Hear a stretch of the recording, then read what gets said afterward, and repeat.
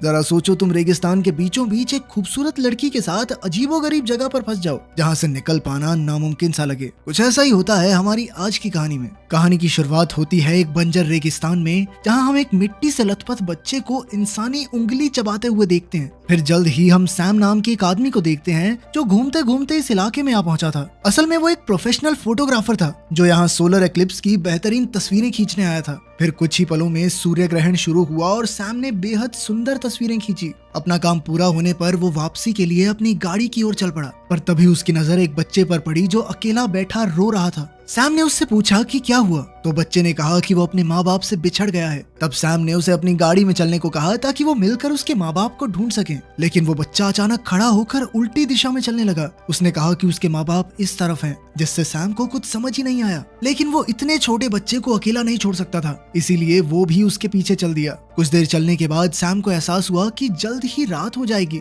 इसलिए उसने बच्चे को वापस मुड़ने को कहा, और तब वो बच्चा सैम को गालियां देकर भाग निकला। अब सैम वापस भी नहीं जा सकता था क्योंकि उसकी गाड़ी यहाँ से बहुत दूर थी। उसने रास्ता ढूंढने की कोशिश की, पर जल्द ही वो रास्ता भटक गया। साथ ही उसके फोन में सिग्नल तक नहीं आ रहे थे। फिर कुछ देर बाद सैम को दूर से एक औरत के गाने की आवाज सुनाई दी। वो आवाज का पीछा करते हुए एक घाटी तक आ पहुंचा जिसमें एक छोटा सा घर बना हुआ था। फिर उसे एक सीढ़ी दिखाई दी तो वो उसके जरिए नीचे पहुंच गया। वहां जाकर उसने घर का दरवाजा खटखटाया तो अलीना नाम की एक औरत ने दरवाजा खोला। सैम ने उसे अपनी हालत बताई, लेकिन अलीना उसकी बातों से ज्यादा हैरान नहीं हुई। उसने बड़े आराम से सैम को अंदर बुलाकर खाना खाने को कहा। सैम ने पूछा कि वो यहाँ से बाहर कैसे निकलेगा, मगर अलीना ने कोई जवाब नहीं दिया। सैम के पास अब कोई चारा नहीं था, इसीलिए वो चुपचाप एक बेड पर लेट गया। बाद में सैम ने देखा कि अलीना दूसरे कमरे में कपड़े उतार कर नहा रही थी, जिससे वो थोड़ा घबरा गया, पर फिर वो आंखें बंद करके सो गया। अगली सुबह वो अलीना के लिए कुछ पैसे रखकर बाहर निकला तो हक्का बक्का रह गया, क्योंकि वो घर चारों ओर से बड़ी सी पहाड़ी से घिरा हुआ था, और तो और कल रात वाली सीढ़ी का निचला हिस्सा भी टूट गया था। जब सैम ने अलीना से इसके बारे में पूछा तो अलीना ने कहा कि यहाँ के लोग कभी कभी सीढ़ी ले जाते हैं अपने काम के लिए और जल्द ही लौटा देंगे। फिर सैम ने इसके अलावा बाहर जाने का कोई रास्ता पूछा, पर अलीना ने कहा कि और तो कोई रास्ता ही नहीं। इससे सैम काफी परेशान हो गया, क्योंकि अब उसे एक और दिन यहीं रुकना पड़ेगा। खैर फिर उसने आसपास के खूबसूरत नजारों की तस्वीरें खींचकर वक्त काटा। बाद में उसने पहाड़ी चढ़ने की भी कोशिश की, पर भयंकर गर्मी की वजह से वो ऐसा नहीं कर सका। खैर फिर अगले दिन उसने अलीना के घर में चढ़ाई के काम में आने वाली चीजें ढूंढी, तो उसे एक हथौड़ी मिल गई जिसकी मदद से वो पहाड़ चढ़ने लगा। कुछ देर बाद ही बच्चों ने उसके ऊपर किसी जानवर की लाश फेंक दी, जिससे वो जमीन पर गिरकर बेहोश हो गया। जब सैम की आंख खुली तो उसने देखा कि रात हो चुकी थी और वो भयंकर दर्द में था, क्योंकि हथौड़ी गलती से उसके पैर पर गिर गई थी। सैम ने मदद की गुहार लगाई तो अलीना उसके पास आई और उसने उसके पैर से हथौड़ी निकाली। कुछ पलों बाद सैम फिर से बेहोश हो गया तो अलीना ने उसे अंदर लाकर उसकी मरहम पट्टी की। 2 दिन बाद उसकी तबीयत ठीक हुई और उसने फिर से यहाँ से निकलने की कोशिश की। उसने पहाड़ी की चोटी को देखकर मदद की गुहार लगाई, पर कोई उसकी मदद के लिए नहीं आया।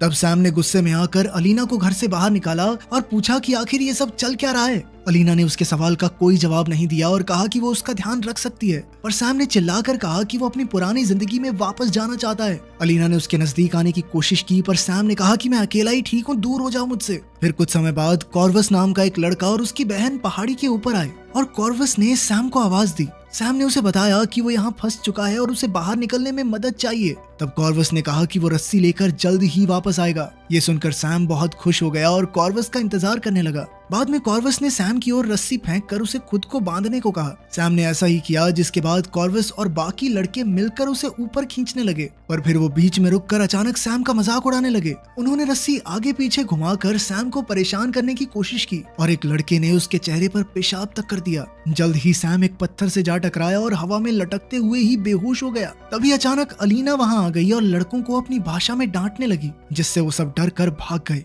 बाद में रात को जब सैम की आंख खुली तो वो अलीना के बेड में था। उसने एक बार फिर से बाहर निकलने की कोशिश की, पर वो कमजोरी के कारण जमीन पर ही गिर गया। उसे बुरी तरह रोता देख अलीना ने सलाह दी कि भाई इसको अपनी किस्मत मान के अपना लो ना, क्यों जाना चाहते हो यहाँ से। तब सैम ने उससे पूछा कि आखिर उन लड़कों ने उसके साथ इतना बुरा बर्ताव क्यों किया, तो अलीना कहने लगी कि ये आवारा लड़के हैं जिन पर उसे ध्यान नहीं देना चाहिए। फिर हम देखते हैं कि कुछ हफ्ते बीत जाने के बाद सैम ने अपनी किस्मत को स्वीकार कर लिया था और अब वो शांति से वहाँ रह रहा था। अलीना भी उसका पूरा ख्याल रखती थी, जिस वजह से सैम भी अब उसे थोड़ा पसंद करने लगा था। फिर एक दिन एक लड़का उसके लिए बैग लाया जिसमें खाना और बाकी जरूरत का सामान था। ये देखकर सैम ने पूछा कि ये सब कहाँ से आया। तो अलीना ने कहा कि सवाल पूछने की बजाय मिली हुई चीजों से खुश रहना सीखो। यह सुनकर सैम को लगा कि शायद अलीना भी उसकी तरह फंसकर यहाँ रह रही है। फिर शाम को सैम शराब के नशे में था तो अचानक उसे बाहर से कुछ आवाजें सुनाई थी। वो हथौड़ा लेकर बाहर आया तो उसने देखा कि कॉर्वस एक औरत के भेष में बैठा था। कॉर्वस ने फिर से उसका मजाक उड़ाया, उसका हथौड़ा छीना और उसका चेहरा चाटकर भाग निकला। इससे सैम को इतना गुस्सा आया कि वो घर में आकर अलीना पर चिल्लाने लगा। वो अलीना को कहने लगा कि तुमने ही इन लड़कों को अपनी जिंदगी पर काबू करने का हक दे रखा है। मगर अलीना ने कहा कि उसे चुपचाप सो जाना चाहिए। इसके बाद वो अपने कमरे में जाकर कपड़े उतार कर नहाने लगी। ये देखकर नशे में धुत सैम से रहा नहीं गया और उसने अलीना के साथ रात गुजारी। फिर कुछ दिन बाद जब सैम बगीचे में काम कर रहा था तो लीपस नाम के एक लड़के ने ऊपर से आवाज देकर पूछा कि वो क्या कर रहा है। सैम ने कहा कि वो खेती कर रहा है। तब लीपस ने उससे खेती के बारे में पूछा तो सैम ने उसे बताया कि किस तरह बीज बोने से अलग अलग तरह की फसलें उगाई जाती हैं। तब लीपस को इसमें दिलचस्पी हुई तो सैम ने कहा कि वो उसे ये सब सिखा सकता है, पर बदले में लीपस को उसकी मदद करनी होगी। मगर वो लड़का काफी घबराया हुआ था, इसलिए फटाफट वहाँ से चला गया। बाद में जब सैम घर पे था तो उसे एक औरत की काफी पुरानी तस्वीर दिखी तो उसने अलीना से पूछा कि ये कौन है। अलीना ने कहा कि वो इस जगह पर आने वाली पहली माँ थी। सैम को कुछ समझ नहीं आया, पर तभी अलीना ने कहा कि वो माँ बनने वाली है।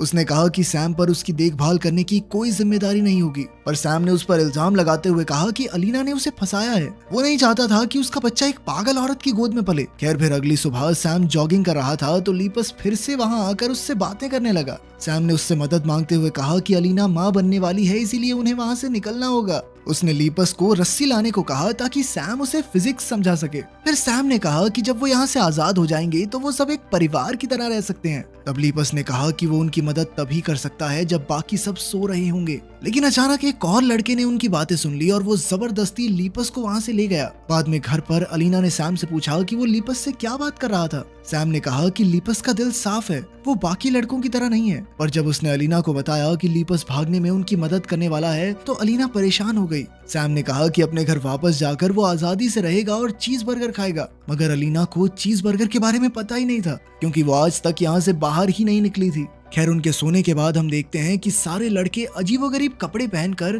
पहाड़ी की चोटी पर एक भयानक पूजा कर रहे थे। अगली सुबह जब सैम और अलीना उठे तो उनकी आंखें खुली की खुली रह गई, क्योंकि लीपस घाटी के ऊपर रस्सियों से टंगा हुआ था। उसकी मौत हो चुकी थी और उसकी पीठ बुरी तरह कटी हुई थी। तब अलीना जोर जोर से चिल्लाकर कहने लगी कि भाई अपने भाइयों के साथ ऐसा नहीं करते। उसने गुस्से में कहा कि सैम उसके बेटे की मौत का जिम्मेदार है। इससे पहले कि सैम कुछ समझ पाता, अलीना ने उस पर लकड़ी से हमला करके उसे बेहोश कर दिया। फिर हम देखते हैं कि कुछ महीने बाद सैम एक जानवर की तरह पिंजरे में कैद था। अलीना का पेट बाहर आ चुका था और वो सैम को खाना पानी देकर किसी तरह जिंदा रख रही थी। फिर एक दिन सैम ने पहाड़ी की चोटी पर एक लड़की को देखा। उसने तुरंत मदद की गुहार लगाते हुए लड़की को पुलिस को फोन करने को कहा। वो पुलिस को फोन करने ही लगी थी कि अचानक कॉर्वस ने उस लड़की को पकड़कर उसकी बेरहमी से हत्या कर दी। ये देखकर सैम पागलों की तरह पिंजरे में हाथ पैर मारने लगा। खैर शाम को एक छोटे बच्चे ने सैम के पास आकर उसे एक फल दिया, लेकिन उसे खाते ही सैम बेहोश हो गया। फिर कुछ समय बाद उसकी आंख खुली तो उसने देखा कि अलीना और बाकी लड़के थोड़ी दूर पूजा कर रहे थे। तब सैम को एहसास हुआ कि ये लड़के असल में अलीना के ही बच्चे हैं, जिन्हें उसने अलग अलग आदमियों के साथ रात गुजार कर पैदा किया था। इस भयानक पूजा के दौरान अलीना अपनी आंखों पर पत्ते लगाकर खड़ी थी और बाकी लड़के आग के इर्द गिर्द नाच रहे थे। कुछ दिन बाद ठंड शुरू हो गई तो अलीना ने सैम को एक कंबल दिया। तब सैम ने उससे आजादी की भीख मांगते हुए कहा कि वो अलीना के साथ मिलकर उसके सारे बच्चों को पालने को तैयार है, बस उसे इस पिंजरे से बाहर निकलना है। पर अलीना ने कहा कि उसने कभी सैम के बारे में सोचा ही नहीं। उसे तो बस ये चाहिए था कि सैम उसे एक बार माँ बना दे, और अब वो हो जाने के बाद सैम उसके लिए किसी काम का नहीं था। अब तो वो सिर्फ बच्चा पैदा होने का इंतजार कर रही थी। फिर अगली सुबह अलीना को जबरदस्त दर्द शुरू हो गया। उसने सैम को पिंजरे से निकालकर उससे मदद मांगी। अलीना ने कहा कि उसे आज तक कभी इतना दर्द नहीं हुआ। इतना कुछ होने के बावजूद भी सैम को अपने बच्चे की परवाह थी, इसीलिए उसने अलीना की मदद की। लेकिन कुछ ही पलों में उसने देखा कि कुछ लड़कों ने उसके भागने के लिए वहाँ सीढ़ी रखी थी। ये देखकर सैम का मन थोड़ा डामाडोल हो गया, क्योंकि उसका भागने का ये आखिरी मौका था। तब वो अलीना को वहीं छोड़कर रस्सी की ओर चल पड़ा, पर अचानक उसे बच्चे के रोने की आवाज सुनाई दी और वो वहीं रुक गया। उसने तुरंत पीछे मुड़कर अपनी बेटी को बाहों में ले लिया। उस पल में सैम अपने सारे दुख भूल गया था। फिर अलीना ने उससे बच्ची को लेकर कहा कि वो उसका ख्याल रखेगी और फिर उसकी बेटी एक दिन खुद माँ बनकर इस रीत को आगे बढ़ाएगी। फिर अलीना ने सैम का शुक्रिया अदा किया और कहा कि उनका साथ यहीं तक था। तभी अचानक एक लड़के ने पीछे से सैम का गला काट डाला और उसकी वहीं मौत हो गई। अंत में अलीना ने सैम का सारा सामान एक ट्रंक में रखा और अपनी बेटी को दूध पिलाने लगी। वहीं घर के बाहर सैम की लाश